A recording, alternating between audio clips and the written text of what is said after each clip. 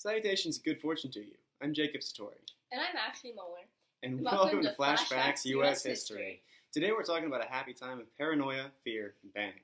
Emotionally unstable countries, scientific advancements, Military booms, and defense weapons, also known as the arms race.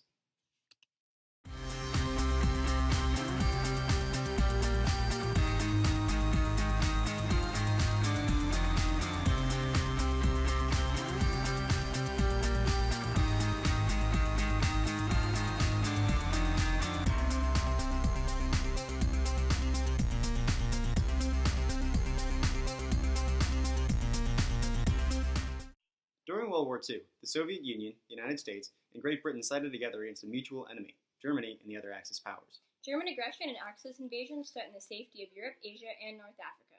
Though the United States and the Soviets never got along well, they worked together to protect the safety of their people. Throughout the mid-1940s, when Franklin Delano Roosevelt was president of the United States, tensions between the Soviet Union and the United States amplified.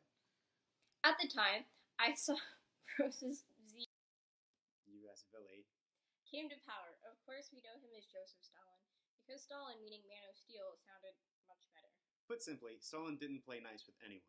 We say the Cold War started as the atomic bomb project started because it was this time that it became harder and harder for the U.S. and the Soviets to get along. On April 12, 1945, President Roosevelt died of a stroke in his Georgia home. Vice President Harry S. Truman became President Harry S. Truman. Interesting fact, the S in Harry S. Truman is actually just an S, an unfortunate outcome of indecisive parenting. As I was saying, President Truman took office. He also took control over the Manhattan Project, a plan to build the first atomic bomb. Surprisingly, President Truman didn't even know about the project until he became president. 4 months after he assumed control of the project, a nuclear bomb dropped in the city of Hiroshima in Japan. But the detonation didn't only shake up Japan, but the whole world.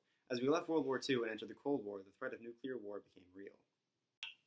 The Soviets were afraid to instigate any violence because of the fear of an atomic crisis. The real trouble started on the 29th of August 1949, when the Soviets got their own atomic bomb.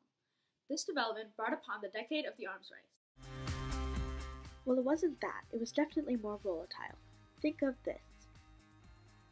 The arms race was a competition between the United States and the Soviet Union that detonated a rise in military and defense weaponry. Both countries wanted to have the best and most advanced technology in the world. During Eisenhower's presidency, the method used to deal with the Soviet Union and communism was called the New Look policy. This reverted back to the idea of containment so that communism would not infect other countries' governments and would fall in on itself. The U.S. applied this tactic by making and maintaining alliances with the Soviet sphere of influence. It then became known that the Soviets had caught up with the U.S. in producing nuclear weapons. In response, Eisenhower and his Secretary of State, John Foster Dulles, threatened the use of the U.S.'s arsenal against the Soviet Union as they made an offensive move. This was known as a massive retaliation. These events led up to the idea of brinkmanship, where the two countries nearly pushed each other to war, until JFK his presidency and started the flexible response strategy. This method was a defense in 1961. So you guys probably all heard about the H-bomb. Because the Soviets were in fear of an atomic crisis, they decided to counter-interfere and build their own H-bomb in order to avoid the abounding stress and fear of the H-bomb itself. Now, in this bomb, you will find deuterium and tritium. They are fused into the bomb, which creates helium, and then thereby it releases all the energy.